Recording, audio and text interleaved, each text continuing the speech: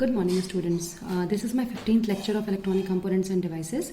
और पिछले लेक्चर में मैंने आपको FET के बारे में बताया था, फील्ड इफेक्ट ट्रांजिस्टर के बारे में, कि FET जो होता है आपका एक ऐसी डिवाइस होती है जो कि वोल्टेज के द्वारा कंट्रोल की जाती है। That is it is a voltage control device, whereas BJT is a current control device. और हमने FET के क्लासिफिकेशन को पढ़ा था, जिसमें हमने बताया था कि FET दो प्रकार का होता है, JFET और MOSFET। Junction field effect transistor मैंने ऑलरेडी कवर कर दिया है आपके लिए। और आज हमें पढ़ना है MOSFET। तो MOSFET होता क्या है? Metal oxide semiconductor field effect transistor. ठीक है, तो इसको ऐसा हम कहते क्यों हैं? क्योंकि इसमें जो हमने ये गेट टर्मिनल ले रखा है, ये देखिए, इस गेट टर्मिनल पर हमने एक ऑक्साइड की लेयरिंग की है, सेमीकंडक्टर ऑक्साइड की, SiO2 की लेयरिंग की है, इसीलिए ऑक्साइड सेमीकंडक्टर। और मेटल, ये हमने इसके ऊपर एक मेटल की कवरिंग की है और तब हमने कनेक्शन दिया है। दैट्स वाई हम इसे क्या कहते हैं? Metal oxide semiconductor field effect transistor, क्योंकि हमने इसमें अपने गेट टर्मिनल को इस या तो N चैनल या P चैनल या सबस्ट्रेट से क्या किया है? इंसुलेट कर दिया है। इस SiO2 की लेयर को हमने लगा रखा है। देखिए, आप सोर्स पे नहीं है, ड्रेन पे नहीं है, केवल मेटालिक कोटिंग है सोर्स और ड्रेन पे, जबकि हमने गेट को इंसुलेट कर दिया है, आइसोलेट कर दिया है एक इंसुलेटिंग लेयर लगा के। This is your insulating layer. इस इंसुलेटिंग लेयर को लगा के हमने गेट टर्मिनल को अपने इस पूरे चैनल से और इस सबस्ट्रेट से क्या किया है? आइसोलेट, मतलब अलग कर दिया है। इसीलिए इसको हम कहते हैं metal oxide semiconductor field effect transistor. चूंकि हमने इसमें गेट को इंसुलेटिंग मटेरियल से आइसोलेट किया, इसीलिए इसको कहते हैं IGFET, insulated gate field effect transistor. ठीक है, इसका फायदा क्या होता है? ये जो हमारी डिवाइस है, इसमें जो इनपुट इम्पिडेंस होता है वो ऑलमोस्ट इनफाइनाइट होता है। तो जो भी इनकमिंग सिग्नल इसको हम देते हैं एम्पलीफिकेशन के लिए, ये बहुत अच्छी तरीके से हमारे सिग्नल को बूस्टअप करता है या एम्पलीफाई करता है, क्योंकि किसी भी ट्रांजिस्टर का मेन फंक्शन होता है सिग्नल को बूस्टअप करना। तो जैसा कि FET में था, 3 टर्मिनल इसके पास हैं, सोर्स, ड्रेन और गेट टर्मिनल। सोर्स टर्मिनल, जहां से कैरियर्स का हमें उत्सर्जन प्राप्त होता है, कैरियर्स मिलते हैं। ड्रेन, जहां से कैरियर्स हमारे एग्जिट होते हैं या हमें जहां पे सारे कैरियर्स अंततः कलेक्ट होते हैं। गेट टर्मिनल, जिसपे हम अपने वोल्टेज को पॉजिटिव या नेगेटिव में अप्लाई करने के पश्चात देखते हैं कि हमारी आउटपुट करंट पर, ID पर, ड्रेन करंट पर क्या प्रभाव पड़ रहा है। साथ ही साथ इसमें हम एक और वो लेके चलते हैं टर्मिनल, जिसको हम कहते हैं सबस्ट्रेट टर्मिनल। सबस्ट्रेट टर्मिनल लेके चलते। जनरली हम क्या करते हैं? इसको हम जनरली ग्राउंड करके रखते हैं। ठीक है, इसका फायदा क्या होता है ग्राउंड करने से? ग्राउंड करने से ये क्या होता है कि हमारा जो proper entrance and withdrawal of जो हमारा कैरियर्स है, वो थोड़ा सा हमारे लिए आसान पड़ता है। सबस्ट्रेट को हम जनरली एक टर्मिनल बना देते हैं, लेकिन जनरली हम 3 ही टर्मिनल लेके चलते हैं। सब सोर्स के साथ इसको हम मिलाकर ग्राउंडिंग कर देते हैं इसकी, ताकि हमारा जो कैरियर का एंट्रेंस है और विड्रॉवल है वो इजीली अचीव हो पाए। तो आपको मेरे ख्याल से बेसिक समझ में आ गया होगा कि metal oxide semiconductor field effect transistor आपकी एक ऐसे डिवाइस है जिसमें हम अपने गेट टर्मिनल को चैनल और सबस्ट्रेट से अलग रखते हैं, आइसोलेट रखते हैं। एक इंसुलेटिंग लेयर SiO2 की, सेमीकंडक्टर ऑक्साइड की लेयर लगा देते हैं, जिससे हमारा ये जो गेट है वो इस पूरे चैनल से और इस सबस्ट्रेट से अलग हो जाता है। उससे फायदा क्या होता है कि देखिए, आपको शायद याद हो कि FET में जो आपकी वर्किंग चल रही थी वो डिप्लीशन मोड पे चल रही थी, क्योंकि हम गेट को हमेशा नेगेटिव वोल्टेज दे रहे थे, रिवर्स बायस कर रहे थे। तो हमारा चैनल में क्या हो रहा था? चैनल में हमारे डिप्लीशन रीजन की चौड़ाई बढ़ रही थी और कैरियर्स की संख्या घट रही थी। तो यानी हमारे जो JFET हमेशा किस मोड में ऑपरेट करते थे? डिप्लीशन मोड में, क्योंकि हमें गेट को हमेशा रिवर्स बायस करना होता था। डिप्लीशन एंड की चौड़ाई बढ़ने लगती थी और कैरियर्स का जाना कम हो जाता था। लेकिन अब चूंकि हमने इसमें अपने गेट को एक इंसुलेटिंग मटेरियल से क्या किया है, बाकी पूरे डिवाइस से सेपरेट कर रखा है, अलग कर रखा है, तो अब हम फ्री हैं गेट को कोई भी वोल्टेज देने के लिए। अब हम गेट, कोई जरूरी नहीं है कि हम गेट टर्मिनल को हमेशा रिवर्स बायस में ही रखें या नेगेटिव ही वोल्टेज दें। तो ये हमारा फायदा होता है इंसुलेटिंग लेयर को लगाने का, जो कि हमें डिफरेंशिएट करता है JFET और MOSFET में। JFET हमेशा डिप्लीशन मोड में वर्क करता है, लेकिन MOSFET आपका डिप्लीशन में भी वर्क करता है और एनहांसमेंट में भी वर्क करता है, क्योंकि अब आपका गेट इस पूरे चैनल और सबस्ट्रेट से बिल्कुल अलग हो चुका है इस लेयर के कारण। तो हम गेट पर फ्री हैं कोई भी वोल्टेज देने के लिए। ठीक है, तो जैसा कि मैंने बताया दो प्रकार के हमारे मॉसफेट्स होते हैं, डिप्लीशन और एनहेंसमेंट। डिप्लीशन मोड जनरली जो होता है हमारा, इसमें चैनल जो होता है दो कंडक्टर्स के बीच जो हमारा चैनल बनता है वो क्या होता है, हमेशा रहता है, पहले से ही डिवाइस में इनबिल्ट रहता है। तो जनरली इसको हम क्लोज्ड स्विच कह सकते हैं। हमें अगर इसे ऑफ करना होता है तब हम वीजीएस को अप्लाई करते हैं। ठीक है, तो डिप्लीशन मोड मॉसफेट आपका वो मॉसफेट है जहां पे चैनल पहले से ही बना होता है, चैनल पहले से ही बना होता है। तो जनरली इसको हम कहते हैं क्लोज्ड स्विच। और जब हम इसे क्लोज स्विच का मतलब ये है कि ये ऑन रहता है, और जब हम इसे ऑफ करना चाहते हैं तो हमें वीजीएस को अप्लाई करना पड़ता है। ठीक है, अब एक आता है एनहेंसमेंट मोड मॉसफेट। इसको जनरली हम ओपन स्विच कहते हैं। क्यों?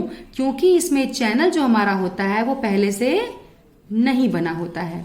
चैनल हमें इसमें वोल्टेज देके पहले बनाना पड़ता है। तो यानी अगर हमें इसको ऑन करना है तब हम वीजीएस को देंगे। तो ध्यान रखिए, डिप्लीशन मोड में चैनल पहले से बना होता है, एनहांसमेंट मोड में चैनल पहले से नहीं बना होता है। इसमें हमें जब इसको हम जनरली क्लोज स्विच कहते हैं, इसको जनरली हम ओपन स्विच कहते हैं। ओपन मतलब खुला हुआ है, कोई कनेक्शन नहीं है, डिवाइस ऑन नहीं होगी, ये ऑन रहती है। इसमें जब हमें डिवाइस को ऑफ करना होता है तो हम वीजीएस को अप्लाई करते हैं। इसमें जब हमें डिवाइस को ऑन करना होता है तो हम उसे वीजीएस को अप्लाई करते हैं। ठीक है, अब आइए इसके सिंबल्स को देख लेते हैं। तो आपको पता होगा कि मॉसफेट दो प्रकार का होता है, डिप्लीशन और एनहांसमेंट। डिप्लीशन में भी एन चैनल और पी चैनल होता है, और एनहांसमेंट में भी एन चैनल और पी चैनल होता है। तो एन चैनल मॉसफेट कितने प्रकार का हुआ? डिप्लीशन भी होता है और एनहांसमेंट भी होता है। तो डिप्लीशन में आपको क्या पता है कि चैनल पहले से बनी होती है।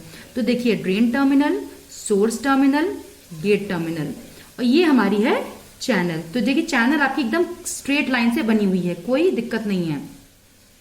इसको हम ऐसे भी कर सकते हैं,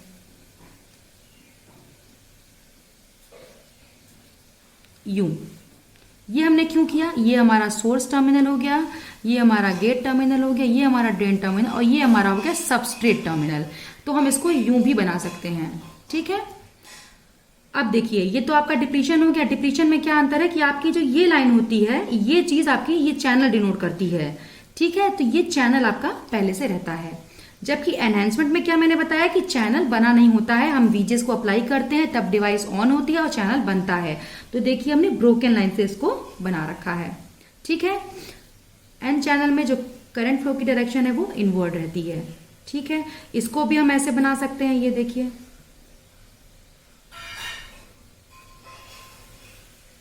ड्रेन, सोर्स, गेट, और ये आपका हो गया सबस्ट्रेट। ठीक है, डिप्लीशन में चैनल बिल्कुल स्ट्रेट लाइन, एनहांसमेंट में डॉटेड लाइन, एरो का सिंबल इनवर्ड जो कि करंट फ्लो शो कर रहा है आपका। और इसको हम ऐसे भी बना सकते हैं, सबस्ट्रेट टर्मिनल को अलग से भी दिखा सकते हैं। लेकिन चूंकि मैंने आपको बता रखा है कि हम जनरली सोर्स और सबस्ट्रेट को साथ लेके ग्राउंड करते हैं, ताकि हमारा जो कैरियर्स का एंट्रेंस होता है और विड्रॉल होता है वो इजी होता है। ठीक है, पी चैनल मॉसफेट में सेम चीज है। देखिए, अगर डिप्लीशन टाइप लेंगे आप तो आपका चैनल बना हुआ होता है, इसलिए पूरी स्ट्रेट लाइन। एनहांसमेंट मोड लेंगे तो चैनल नहीं बना होता है, तो डॉटेड लाइन, एरो की डायरेक्शन आउटवर्ड रहती है।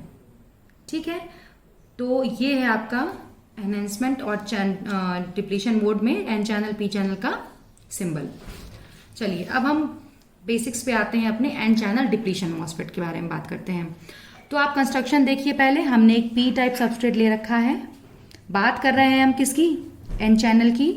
तो उसमें हमने दो एन टाइप के सेमीकंडक्टर को या एक एन टाइप के सेमीकंडक्टर के ब्लॉक को इंसर्ट किया है। हमारे दो पीएन जंक्शन बन गए। अब इन्हीं दो ब्लॉक्स के मध्य जिसको हमने इंसर्ट किया है, जो जगह होती है उसे हम कहते हैं चैनल।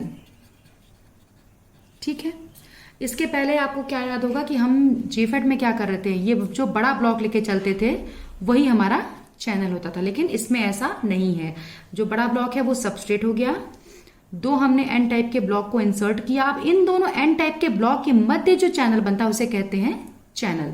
तो एन टाइप के मध्य बन रहा है तो इसीलिए हमने कहा है एन चैनल। ठीक है, ये हमारा सोर्स टर्मिनल, ये गेट टर्मिनल, ये ड्रेन टर्मिनल। ये ध्यान दीजिए कि हमने इस चैनल और सबस्ट्रेट से गेट को इंसुलेट करने के लिए क्या लगाया है, एक SiO2 की लेयर लगाई है, जो कि एक इंसुलेटिंग लेयर होती है, इंसुलेटिंग लेयर। फिर हमने एक मेटल की कोटिंग का, जनरली एल्युमिनियम प्लेट हम लेके चलते हैं, उसकी हम कोटिंग कर देते हैं, ठीक है। अब ये एल्युमिनियम की प्लेट और ये आपकी SiO2 की लेयर और ये चैनल मिलके क्या बनाते हैं, एक कैपेसिटर का फॉर्मेशन करते हैं, जो कि चार्ज कैरियर्स को एकत्रित करते हैं, ठीक है। चार्ज कैरियर्स को ऐड करते रहते हैं। कैपेसिटर क्या स्टोर करता रहता है कैरियर्स को, ठीक है। तो सबसे इंपॉर्टेंट चीज जो होती है मॉसफेट में, वो यही मॉस कैपेसिटर होता है, जिसके द्वारा कैरियर्स आपके एकत्रित होते हैं या स्टोर होते हैं इस चैनल के आसपास, ठीक है। कैसे बनता है, ये मेटल एल्युमिनियम हम जनरली लेके चलते हैं, इसको हम एल्युमिनियम जनरली लेके चलते हैं। फिर ये SiO2 की लेयर और ये चैनल, ये तीनों और ये सबस्ट्रेट मिलकर क्या बनाते हैं, मॉस कैपेसिटर, जो कि चार्जेस को स्टोर करने का काम करता है चैनल के आसपास, ठीक है। अभी हमने अपने डिवाइस में कोई भी वोल्टेज नहीं दे रखा, यानी VGS भी 0 हो गया और VDS भी 0 हो गया, गेट टू सोर्स भी 0 है, ड्रेन टू सोर्स भी 0 है, यानी हमारे पास हमारे 2 PN जंक्शन होंगे और उनके सापेक्ष उनकी एक डिप्लीशन लेयर होगी, ठीक है। अब आइए नेक्स्ट हम क्या करते हैं, देखिए हमने सबस्ट्रेट को क्या कर रखा है, ग्राउंड कर रखा है, ठीक है। हमने VGS को पहले 0 कर दिया, मतलब VGS हमारा हमने अभी अप्लाई नहीं किया है। सबसे पहले हमने क्या किया, ड्रेन टू सोर्स वोल्टेज को हमने अप्लाई किया। अब आप एक चीज गौर कीजिए कि हमने सोर्स को नेगेटिव से कनेक्ट किया है, ठीक है, क्योंकि सबस्ट्रेट हमारा P टाइप का है और ये जो ब्लॉक है वो N टाइप का है। तो ये नेगेटिव टर्मिनल, ये इलेक्ट्रॉन्स, तो ये रिपेल होंगे, तो कहाँ जाएंगे, ये इलेक्ट्रॉन्स रिपेल होके कहाँ जाएंगे, ऐसे ऐसे आगे जाएंगे चैनल की तरफ, ठीक है। तो ये नेगेटिव टर्मिनल से हमारे ये इसमें जो इतने इलेक्ट्रॉन थे वो रिपेल होके कहाँ जाने लगे, चैनल की तरफ जाने लगे, ठीक है। अब जैसे जैसे हम VGS को बढ़ाते चले जाएंगे क्या होगा, अभी देखिए हमने VGS को 0 ही कर रखा है। अब हम जैसे जैसे VDS को बढ़ाते चले जाएंगे, कैरियर्स हमारे क्या होंगे, कुछ तो हमारे कैरियर्स यहां से भी रिपेल होके जाएंगे, ठीक है, अट्रैक्ट होंगे, ठीक है। ये हमारा नेगेटिव टर्मिनल सोर्स से हमारा कनेक्टेड है, सोर्स हमारा जो है N टाइप का है, इलेक्ट्रॉन्स रिपेल होगा, यहाँ की तरफ चैनल की तरफ जाना शुरू करेगा और ड्रेन करंट का प्रवाह हो जाएगा। फिर जैसे जैसे इसको हम बढ़ाएंगे एक वैल्यू तक ये बढ़ता चला जाएगा, जिसको हम कहते हैं drain to source saturation current, IDSS, drain to source saturation current. ये D है आपका ड्रेन, ये S है आपका सोर्स, ये है आपका सैचुरेशन, ठीक है।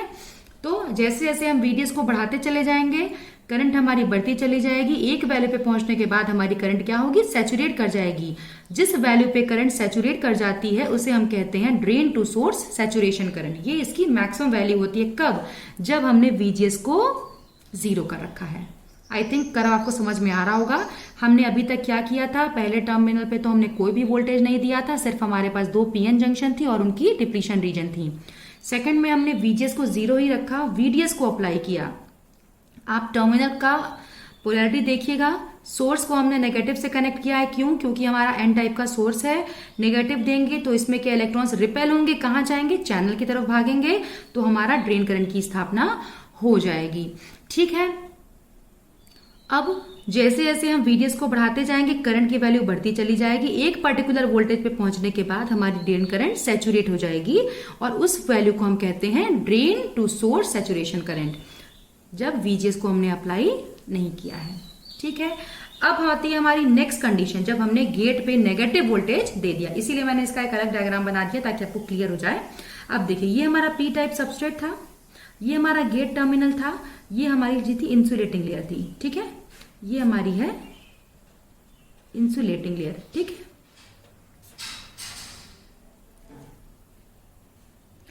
अब देखिए, तो अब देखिए स्टूडेंट्स, हमने थर्ड को इसीलिए अलग डायग्राम बना दिया है कि इसमें देखिए ये आपका है P टाइप सबस्ट्रेट, ये गेट टर्मिनल, ये आपकी इंसुलेटिंग लेयर। अब जब आप अपने गेट पे नेगेटिव वोल्टेज दोगे तो क्या होगा, इलेक्ट्रॉन्स क्या होंगे, ये आपका P टाइप सबस्ट्रेट है, P टाइप सबस्ट्रेट के जो होल्स होंगे, ये तो आपके इलेक्ट्रॉन्स चल रहे थे चैनल में, P टाइप सबस्ट्रेट के जितने भी आपके होल्स होंगे वो क्या होंगे, वो इस इलेक्ट्रॉन की तरफ अट्रैक्ट होना शुरू हो जाएंगे, ठीक है। अब यहाँ पे क्या हो जाएगा, देखिए रिकॉम्बिनेशन की प्रक्रिया हो जाएगी। Holes attracted to negative potential at gate, यानी जैसे ही आपने गेट पे नेगेटिव वोल्टेज को अप्लाई करा, इलेक्ट्रॉन्स चैनल से दूर भागना शुरू कर देंगे और कहाँ आएंगे, सबस्ट्रेट की तरफ। अब सबस्ट्रेट से होल्स कहाँ जाएंगे, इलेक्ट्रॉन्स की तरफ, नेगेटिव टर्मिनल की तरफ। तो यहाँ पे रास्ते में क्या होना शुरू हो जाएगा, रिकॉम्बिनेशन होना शुरू हो जाएगा। यानी जिस फ्लो से आपका इलेक्ट्रॉन्स आपके सोर्स से ड्रेन तक जा रहे थे अभी तक, अब वो क्या हो जाएगा, वो फ्लो डिक्रीज होना शुरू हो जाएगा। समझ में आया आपके कि आपने गेट पे अब नेगेटिव वोल्टेज अप्लाई किया तो जितने भी चैनल पे आपके इलेक्ट्रॉन थे वो रिपेल होना शुरू हो जाएंगे, चैनल से दूर भागना शुरू हो जाएंगे, और पी टाइप के जो होल्स थे वो इस नेगेटिव टर्मिनल से अट्रैक्ट होना शुरू हो जाएंगे। तो यहीं पे क्या हो जाएगा, रिकॉम्बिनेशन की प्रक्रिया स्टार्ट हो जाएगी। जब रिकॉम्बिनेशन होने लगेगा तो कैरियर्स हमारे क्या हो जाएंगे, कम होना शुरू हो जाएंगे, और क्या होगा, जो हमारे ड्रो से ड्रेन तक कैरियर जा रहे थे वो कम होने लगे तो ड्रेन करंट हमारी वो घटना शुरू हो जाएगी। आइए इसको मैं बताती हूँ कैसे हो रहा है। अब ये देखिए, ये तो आपको समझ में आ गया होगा कि VGS इक्वल्स टू 0 पे ड्रेन करंट अपनी मैक्सिमम वैल्यू पे पहुंच रहा था, drain to source saturation current, ठीक है। अब हमने जब VGS गेट पे नेगेटिव वोल्टेज अप्लाई किया तो ये देखिए धीरे धीरे जैसे जैसे हम वोल्टेज बढ़ा रहे हैं करंट हमारी एक मिनिमम वैल्यू पे आती चली जा रही है। फिर धीरे धीरे एक ऐसी वैल्यू आएगी जहां पे ड्रेन करंट हमारी क्या हो जाएगी, बिल्कुल 0 हो जाएगी। क्यों, क्योंकि हम नेगेटिव में वोल्टेज को बढ़ाते जा रहे हैं, इलेक्ट्रॉन्स हमारे गेट से चैनल से दूर होते चले जा रहे हैं, इलेक्ट्रॉन होल का रिकॉम्बिनेशन होते चला जा रहा है, कैरियर्स खत्म हो जा रहे हैं, तो ड्रेन करंट हमारी कम हो जा रही है। VGS पे अप्लाई किए जाने वाला वह वोल्टेज जिसपे हमारा चैनल पूरी तरह से पिंच ऑफ हो जाए उसे हम कहते हैं पिंच ऑफ वोल्टेज। उसी पे हमारी क्या हो रही है, ड्रेन करंट 0 हो जा रही है।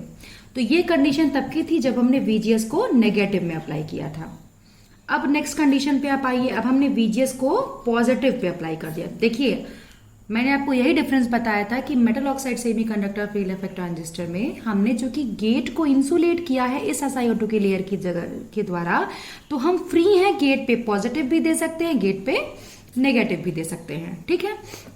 अब जब हमने गेट पे पॉजिटिव वोल्टेज अप्लाई किया तो क्या हुआ, अब जब हमने पॉजिटिव वोल्टेज अप्लाई किया तो जितने भी हमारे इलेक्ट्रॉन्स थे, ठीक है, वो चैनल की तरफ भागना शुरू कर दिए और सबस्ट्रेट से सारे इलेक्ट्रॉन्स चैनल की तरफ अट्रैक्ट होना शुरू हो गए। Electron gates attracted to gate, P type substrate के जितने भी इलेक्ट्रॉन्स थे वो गेट की तरफ अट्रैक्ट होना शुरू हो गए।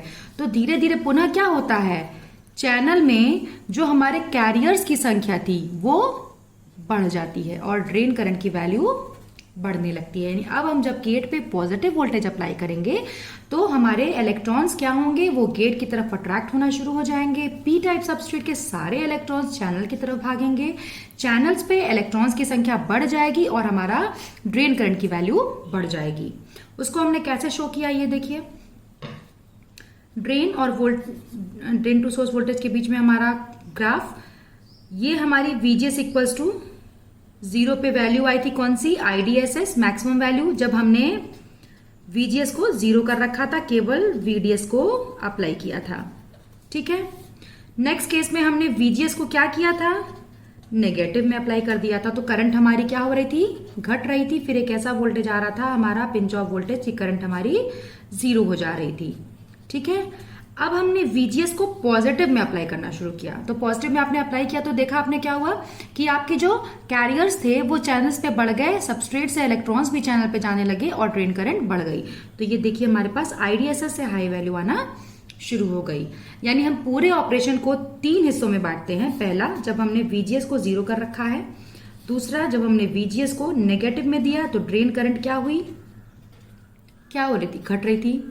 तीसरा, जब हमने VGS को पॉजिटिव दिया तो ड्रेन करंट बढ़ना शुरू हो गई, ठीक है। चलिए अब बात करते हैं ट्रांसफर कैरेक्टरिस्टिक्स की। तो ट्रांसफर कैरेक्टरिस्टिक हम किस में प्लॉट करते हैं, ड्रेन करंट और गेट टू सोर्स वोल्टेज के मध्य में, जो कि हमें यह बताता है कि गेट पर अप्लाई किए जाने वाले वोल्टेज के सापेक्ष ड्रेन करंट पर क्या प्रभाव पड़ रहा है। तो आपने देखा कि IDSS हमारी मैक्सिमम वैल्यू चल रही थी, जब हमने गेट पे नेगेटिव वोल्टेज देना शुरू किया तो ड्रेन करंट हमारी धीरे धीरे धीरे क्या हुई, घटना शुरू हो गई। और फिर एक पिंच ऑफ वोल्टेज पे आने पे हमारी ड्रेन करंट पूरी क्या हो गई, 0 हो गई। अब हमने जब गेट पे पॉजिटिव वोल्टेज देना शुरू किया तो हमारा देखिए कर्व इस तरफ भी जा रहा है। तो यानी जब हमने गेट पे अब हमने पॉजिटिव वोल्टेज देना शुरू किया तो क्या हुआ, हमारी जो करंट है वो बढ़ना शुरू हो गई। तो वो रीजन जहां पे हमारा गेट वोल्टेज देने पर करंट घटती है उसे हम कहते हैं डिप्लीशन रीजन। वह रीजन जहां पे गेट पे पॉजिटिव वोल्टेज देने पे करंट हमारी एनहेंस कर रही है, एनहेंस मतलब बढ़ना, डिप्लीट मतलब कम होना। तो जहां पे हमारी करंट वीजीएस पे नेगेटिव वोल्टेज देने से कम हो रही थी वो डिप्लीशन रीजन में वर्क हो रहा था। जब हमने गेट पे पॉजिटिव वोल्टेज दे दिया तो एनहेंसमेंट मतलब होता है बढ़ना, तो हमारी करंट क्या हुई आईडी बढ़ना शुरू कर दी, तो इसलिए हम इसे कहते हैं एनहेंसमेंट रीजन। यानी पूरे ऑपरेशन को आप डिवाइड करिए, वीजीएस को 0 करके वीडीएस को अप्लाई कर रहे थे तो ड्रेन करंट आपकी फ्लो हो रही थी और आपको एक मैक्सिमम वैल्यू आईडीएसएस की वीजीएस 0 पे मिल जा रही थी। दूसरे केस में आपने वीजीएस को नेगेटिव अप्लाई किया था तो इलेक्ट्रॉन्स कम हो रहे थे और ड्रेन करंट घटने लग रहे थे, तो ये डिप्लीशन मोड में वर्क करने लगा। तीसरे में आपने वीजीएस को क्या किया, पॉजिटिव पे अप्लाई किया तो इलेक्ट्रॉन की संख्या पुनः बढ़ने लगी, ड्रेन करंट आपकी पुनः बढ़ने लगी। ठीक है, तो ये है आपकी entire working N channel MOSFET की। ठीक है, चलिए अब हम आगे बढ़ते हैं पी चैनल डिप्लीशन मॉसफेट की। तो जिस तरह से आपने एन चैनल डिप्लीशन मॉसफेट पढ़ा बिल्कुल सेम वर्किंग है। अंतर क्या होगा कि पिछली बार हमने सबस्ट्रेट लिया था पी टाइप का और ब्लॉक्स डाले थे एन एन, तो उनके बीच चैनल बन रहा था तो हम उसे एन चैनल कह रहे थे। अब की बार हम क्या कर रहे हैं, ब्लॉक ले रहे हैं एन का, ठीक है, बड़ा ब्लॉक, और उसके मध्य हम डाल रहे हैं 2 पी ब्लॉक, तो उनके मध्य चैनल बनेगा, इसीलिए पी चैनल। ठीक है, आइए देखते हैं। ये आपका सबस्ट्रेट, हमने एन टाइप का सबस्ट्रेट ले रखा है, उसमें 2 पी टाइप के आइलैंड्स को हमने इंसर्ट कर दिया। अब इन्हीं के मध्य में चैनल बनता है तो इसीलिए हमने बनाया पी टाइप चैनल। ये हमारा सोर्स टर्मिनल, ये हमारा ड्रेन टर्मिनल, ये हमारा गेट टर्मिनल। देखिए हमने पुनः गेट टर्मिनल को आइसोलेट किया है इंसुलेटिंग लेयर SiO2 के द्वारा। This is your insulating layer. और ये हमारा मेटेलिक कॉन्टैक्ट, जनरली हम एल्यूमिनियम को लेके चलते हैं। अब पहली कंडीशन क्या है कि हमने VGS को 0 कर रखा है और क्या किया है, VDS को अप्लाई किया है। अगेन आप पोलैरिटी चेक कीजिए, जो कि हमने पी टाइप जेफेट मॉसफेट लिया है तो हमारा सबस्ट्रेट था एन टाइप का और सोर्स और ड्रेन थे हमारे पी टाइप के। ठीक है, अब पी होता है पॉजिटिव, तो हम सोर्स को क्या अप्लाई करेंगे, अब यहाँ पे पॉजिटिव अप्लाई करेंगे ताकि हमारे सोर्स जो हमारा पी से कनेक्ट है तो जितने भी हमारे पॉजिटिव होल्स हैं वो कहाँ जाएं, चैनल की तरफ जाना शुरू कर दें। ठीक है, याद कीजिए हम लोगों ने एन चैनल में यहाँ सोर्स को नेगेटिव कर रखा था क्योंकि एन टाइप में थे इलेक्ट्रॉन, तो उनका रिपेल होकर चैनल पे जाना था। अब की बार पी टाइप का आपने सोर्स ले रखा है तो पी टाइप से होल्स को रिपेल होकर जाना है चैनल की तरफ। ठीक है, तो इस पॉजिटिव टर्मिनल से होल्स आपके गए कहाँ पे, चैनल की तरफ, और ड्रेन धारा का प्रवाह शुरू हो गया।